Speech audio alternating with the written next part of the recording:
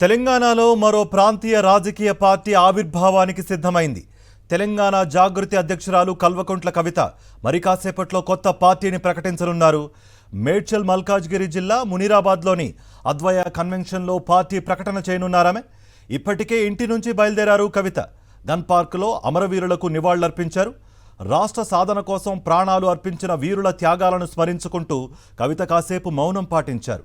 అనంతరం అక్కడి నుంచి మునీరాబాద్లోని సభా వేదికకు కార్యకర్తలతో ర్యాలీగా బయలుదేరారు.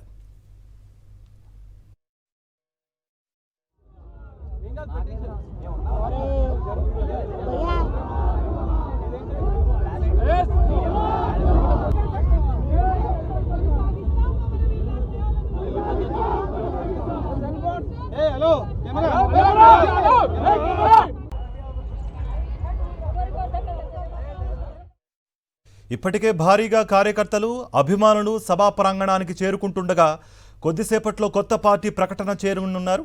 ఉదయం 10 గంటలకు పార్టీ పేరు ప్రకటించి జెండాను ఆవిష్కరించనున్నారు కవిత.